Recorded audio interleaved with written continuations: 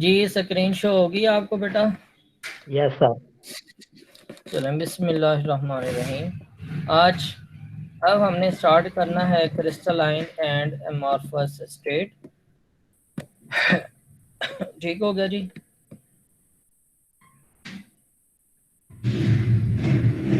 ये आपका ये एक टॉपिक ये हो गया था ऊपर वाला। ये हो गया आपका इनऑर्गेनिक मटेरियल वाला।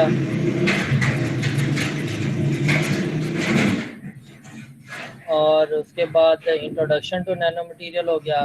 अब हम स्टार्ट करते हैं crystalline and amorphous state. Total आपका ये टॉपिक हैं आपके इस चैप्टर के अंदर ना। तो ये लेंथी है आपका इसमें ना, ये काफ़ी लेंथी है ये और ये वाला ना। तो चले एनी हाउ स्टार्ट करते हैं। इसके अंदर हमने जो पॉइंट डिस्कस करने हैं वो सॉलिड्स क्या हैं, type of solid, crystalline, amorphous है, difference between amorphous and crystalline, classification of solid based on different binding forces की बेस पे इनकी क्लासिफिकेशन है, एटॉमिक सॉलिड है, मॉलिक्यूलर, आयनिक है, covalent, metallic and Bragg equation हम डिस्कस करेंगे। ये आपकी समरी है इसकी, तो ये आप लोग को देख लेना। मैं आपको स्टार्ट करता हूँ जी। सॉलिड क्या होता है, कोई कोई भी बताए। ऐसा मटेरियल जिसके अंदर मूवमेंट ऑफ आपके जो है ना पार्टिकल ना हो, रिजिड हो, स्पेसिफिक पोजीशन के अंदर आपके जो एटम हैं वो अटैच हो, रिजिड हो, स्पेसिफिक वॉल्यूम हो, शेप हो उसकी, हाई डेंसिटी और लो कंप्रेसिबिलिटी जिसकी हो, वो आपका क्या कहलाएगा, solid. Solid is one of the four fundamental state of matter, other being liquid, gas and plasma. Clear हो गया? Solid are the chemical substances which are characterized by defined shape, volume, rigidity, high density and low compressibility. Unlike a liquid, a solid object does not float to take on the shape of its container. यह liquid है ना, liquid को आप क्या करते हैं, किसी भी कंटेनर के अंदर रखेंगे तो उसकी शेप ले लेता है, लेकिन जो सॉलिड है आपका वो शेप नहीं लेता। हमने ऊपर क्या दिया कि उसकी एक डिफाइंड शेप है। Nor does it expand to fill the entire volume available to it like a gas does. तो ये भी नहीं है ना, जैसे गैस है ना, गैस को आप कंप्रेस करेंगे तो वो कम वॉल्यूम वाले कंटेनर के अंदर आ जाएगी, ठीक है। अगर आप उसे और ऊपर से प्रेशर कम करेंगे तो वो और एक्सपेंड हो जाती है। लेकिन जो आपका सॉलिड है उसके केस में ऐसा नहीं है, ठीक है। ना तो वो फ्लो करता है कि शेप ले ले कंटेनर की, और ना ही वो एक्सपेंड करेगा। Solid possess higher density and are almost incompressible. Clear होगी बात? द कंस्टिट्यूएंट पार्टिकल जो आपके सॉलिड के हैं, एटम में मॉलिक्यूल आयंस हैं, are closely packed and held together by strong inter particle forces. नहीं कि उनके दरमियान जो पार्टिकल हैं, लाइक सोडियम क्लोराइड की हम बात करें तो उनके दरमियान जो फोर्सेस हैं वो बहुत स्ट्रॉन्ग है, लाइक आयनिक जो है। Solid are generally held together by ionic or strong covalent bonding, and the attractive forces between the atom, ions or molecules in the solid are very strong. Very strong होगा तो उसकी high density होगी, rigid होगा, specific shape और volume होगा। These characteristic property of the solid are due to the strong interparticle forces, smaller interparticle spaces and restricted motion of the particle in the solid state। वो बात ही खत्म होगी ऊपर जब हमने कह दिया कि उनके दरमियान जो फोर्सेस हैं वो बहुत स्ट्रांग है।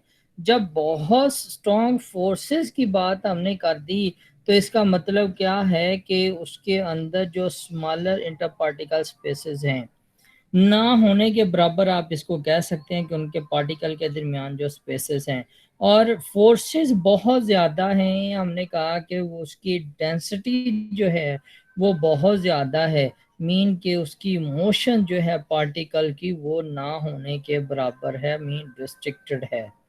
क्लियर?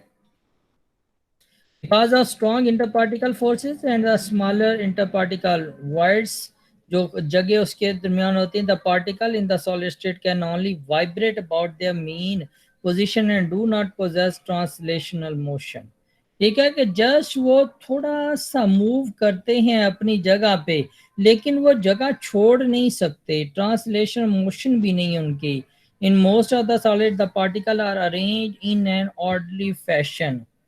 ठीक है, ऑर्डरली फैशन मीन कि उसकी एक स्पेसिफिक यूनिट सेल है, उसका लेटस है, एक स्पेसिफिक जगह पे एटम जो है वो यूनिट सेल के अंदर लगे हुए हैं। For example in sodium chloride each sodium, एक मिनट बेटा, मैं जरा ना ऑफिस से कॉल आई है।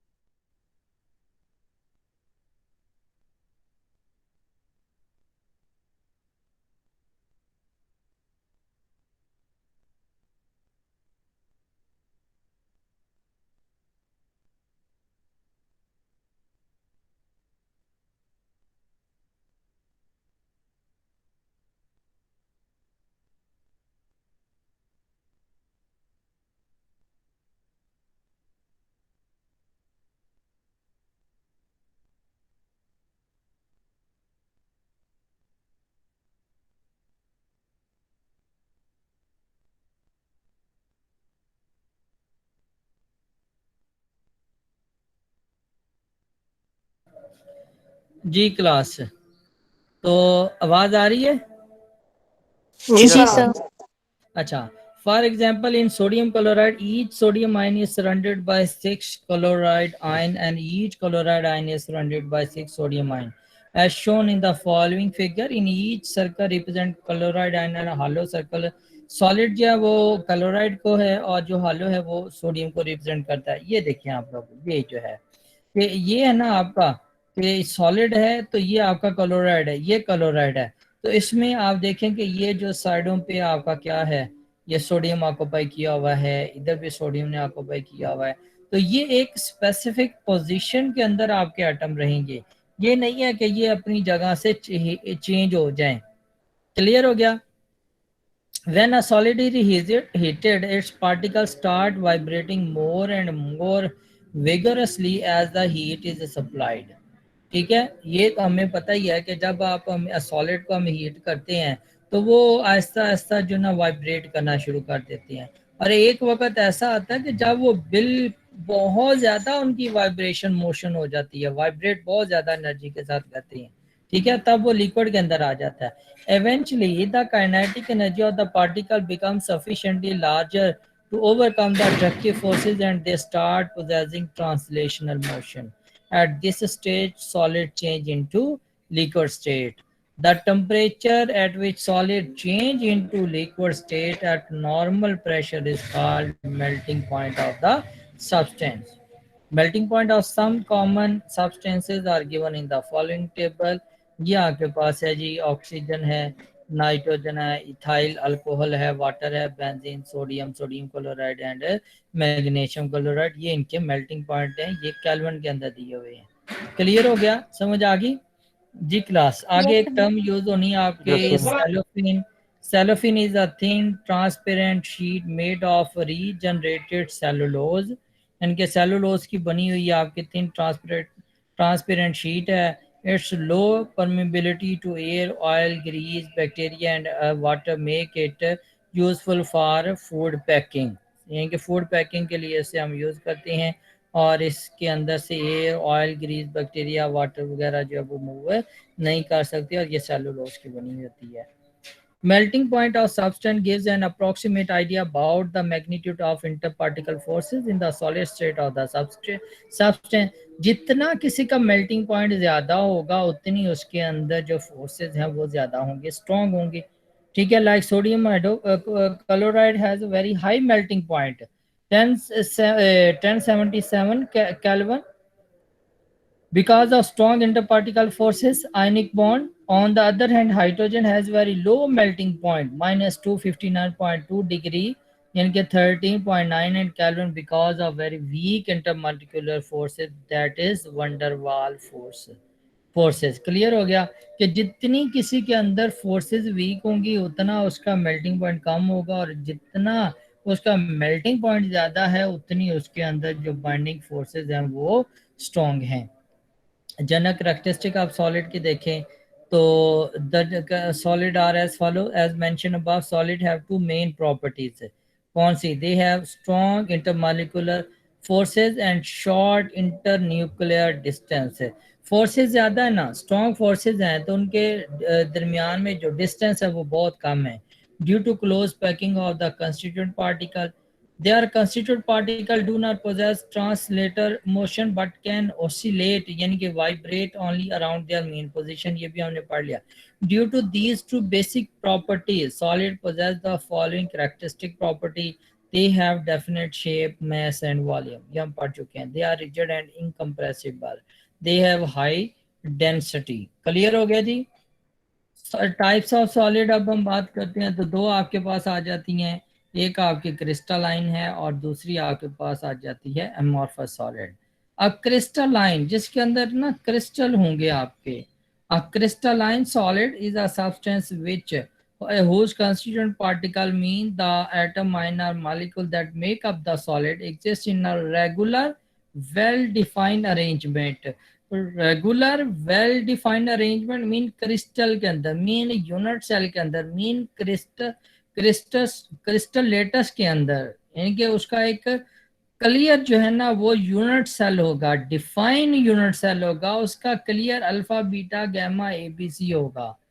The smallest repeating pattern of crystalline solid is known as the unit cell, and the unit cell are like bricks in a wall. They are all identical and repeating. अब bricks देखें ना, जो आपकी walls की एक ईंट देखें तो क्या वो repeating unit है पूरी की पूरी wall की, पूरी building की। इसी तरह unit cell जो है वो repeating unit है किसका? crystal lattice का। Some examples of crystalline solid are sodium chloride, table salt, sucrose है, शुगर जिसे हम कहते हैं, डायमंड एंड क्वार्ट्स। क्वार्ट्स क्या होता है? सिलिकॉन डाइऑक्साइड जो है। अच्छा, ये जो सुक्रोज है ना, ये मेरा ख्याल शुगर है ना, ये डायबिटीज के पेशेंट नहीं खाते। और अगर मेरा फ्रुक्टोज जो है ना, ये कॉस्टली होती है, और वो जो हम कहते हैं ना कि शुगर फ्री, वहाँ पे मेरा ख्याल है, आई थिंक सो, कि फ्रुक्टोज जो है ना वो खाई जा सकती है जो पे शुगर के पेशेंट होते हैं। और लेकिन वो कॉस्टली होती है। Crystalline solid has a sharp melting point. अब आप अगर क्रिस्टलाइन सॉलिड लेना तो अब हमने पहले बात किया कि उसका एक स्पेसिफिक यूनिट सेल होता है। तो क्रिस्टलाइन सॉलिड को जिनके अंदर एक स्पेसिफिक यूनिट सेल जो रिपीटिंग है, ठीक हो गया, यूनिट जो उसका रिपीटिंग यूनिट है, अब आप उसको हीट करते हैं क्रिस्टल को, पता नहीं उसके अंदर कितने यूनिट सेल हैं। अब आप उसको हीट करें तो एक टेम्परेचर के ऊपर आके सारे यूनिट सेल मेल्ट हो जाए, मीन शार्प मेल्टिंग पॉइंट।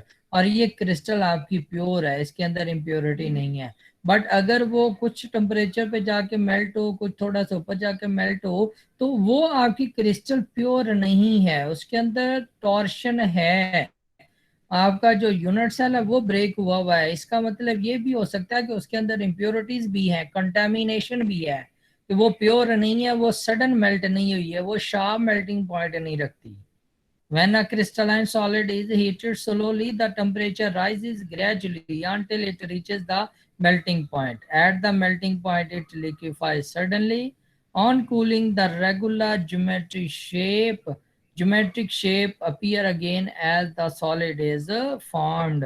ठीक है, दोबारा उसे आप क्या करेंगे, सॉलिडिफाई करेंगे, तो उसकी फिर अगेन क्रिस्टल आपके पास आ जाएंगी। लाइक शुगर है ना, तो शुगर को आप मेल्ट करते हैं, सॉलिड में ले आए, वो उसमें लिक्विड के अंदर डिजोल्व कर लें पानी के अंदर, फिर उसको जब एवापोरेट करें तो आपके पास उसी तरह की क्रिस्टल आनी चाहिए। A solid form have planar surfaces and characteristic angle between corresponding surfaces। मतलब ये कि उसका defined alpha beta gamma ABC होगा, ठीक है। A crystalline solid can be cleaved only along definite plane and on cleavage gives a clean cut, ठीक है। अब आप ये देखें ना, ये है, तो ये आपके पास सॉलिड है, इसको आप ये कट करेंगे तो ये क्लीन सरफेस आपको देगा, एक डेफिनेट शेप देगा। इसके पैरेलल अगर आप एमॉर्फस को कट करते हैं, ये इररेगुलर सी शेप इसने दे दी है, ये एमॉर्फस का केस है, ठीक हो गया। Crystalline solid are consider as a true solid. Amorphous solid या super cool liquid, amorphous solid do not have much order in their structures, यानी कि उनके दरमियान जो एटम की अरेंजमेंट है वो प्रॉपर नहीं है। तो or their molecules are close together and have little freedom to move. They are not arranged in a regular order as are those in crystalline solid। ठीक है, क्लोज हैं लेकिन एक ऑर्डर के अरेंजमेंट नहीं है, ऑर्डरली अरेंजमेंट नहीं है जैसे क्रिस्टलाइन सॉलिड के अंदर है। ये क्रिस्टल लाइट की फॉर्म में एग्जिस्ट कर सकता है मॉर्फस। क्रिस्टलाइट वो होते हैं जहां पे को 3-4 क्रिस्टल आपके इकट्ठे आ जाए, 3-4 यूनिट सेल आपके इकट्ठे आ जाए, वो क्रिस्टलाइट कहलाता है। Some example of amorphous solid are glass, plastic, rubber, starch and protein।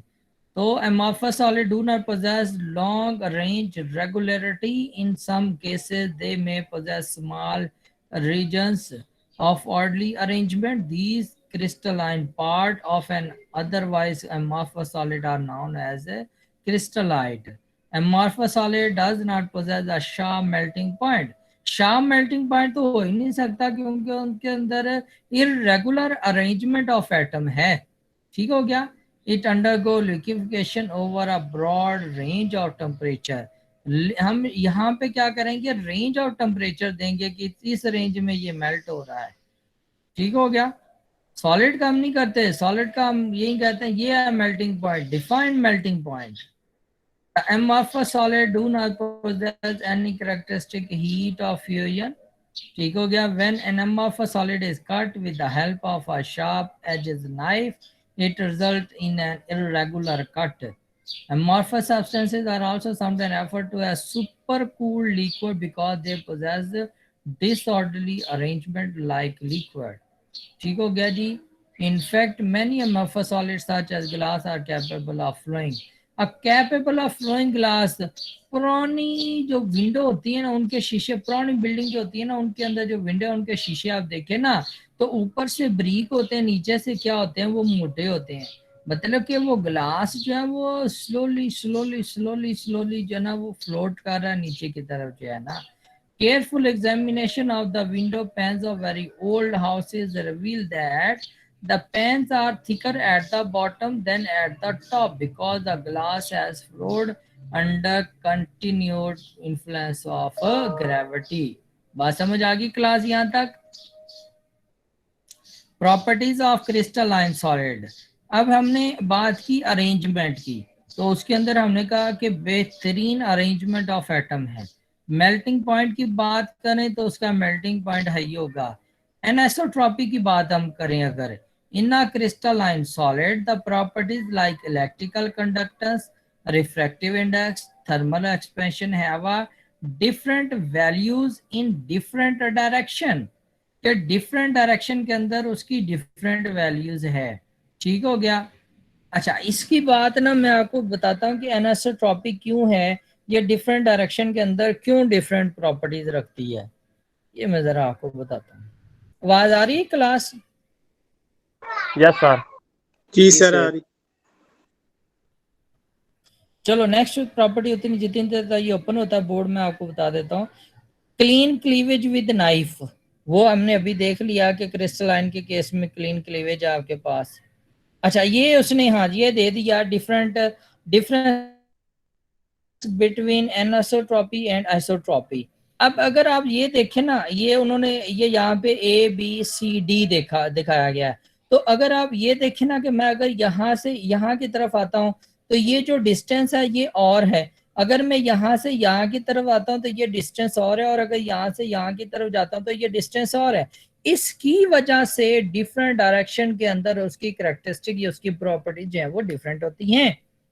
ठीक है. एनिसोट्रॉपी जो है, anisotropy is the property of substance to exhibit variation in physical property along different molecular axes. It is seen in crystal, liquid crystal, and less commonly in liquid. For example, consider the following primitive cubic crystal lattice structure. ये जो आपके पास दिया हुआ है. In this instance, all of the atoms are of the same element. ठीक है, सारे same element के हैं. To recognize these structures, anisotropy, consider the distance A to B, A to C और A to D. अब आप देखें, A से मैंने B की तरफ जाना तो ये डिस्टेंस है, A से C की तरफ जाना तो यहाँ पे आऊंगा, फिर यहाँ पे आऊंगा, या मैं यहाँ से B के पास आऊंगा, B से फिर मैं C की तरफ आऊंगा. और अगर A से D मैंने जाना तो ये भी हो सकता है कि ये यहाँ से यहाँ, यहाँ से यहाँ, फिर यहाँ पे आ जाऊं, या यहाँ पे आऊं, फिर यहाँ पे आऊं, और फिर यहाँ पे आ जाऊं, या ये यहाँ से आके यहाँ से आके यहाँ से आके यहाँ पे मैं आ सकता हूँ. If the A B distance is 1 unit, A to C आपका जो है इज क्या होगा 2 यूनिट अंडर स्क्वायर आ जाए, and A to D is 3 under root unit आ गया. Viewing the structure along an axis following the direction A to B looks different from along an axis following the direction A to C or A to D. This leads to different physical and chemical properties in a single crystal along the different axes. Examples are different electrical and thermal conductivity and light polarization.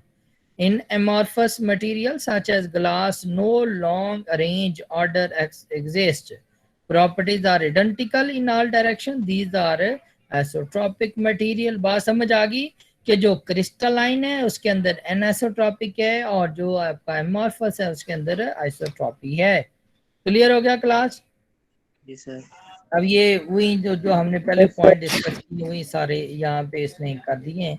ठीक है, इसको मैंने नहीं करना, ये आप लोग खुद देख लेंगे. ये मैंने पहले सारे के सारे पॉइंट जो है ना वो डिस्कस कर दिए हैं. ठीक हो गया. ये सारी आगे आ जाती है इसकी बॉन्डिंग की बात जो है ना. Classification of solid based on different binding forces. हाँ जी, यहाँ तक बात आपने पूछनी है तो बताओ क्लास.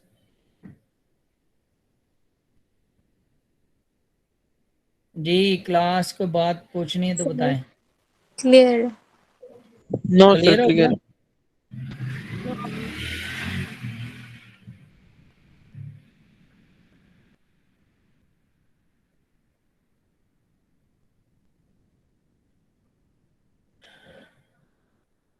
ओके जी, अब हम आगे स्टार्ट करते हैं। आगे करेंगे, आज के लिए इतना काफ़ी है।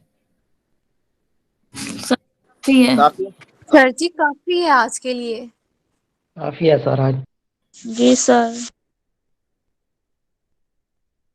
चलो ठीक है, फिर हम कल जो है ना इसको यहाँ से स्टार्ट करेंगे और साथ में ना फिर वो आपका एक कोशिश करेंगे कि बॉन्डिंग एंड सॉलिड वाला भी टॉपिक उसको एंड करेंगे। ठीक हो गया, यहाँ तक आपका ये आज का है।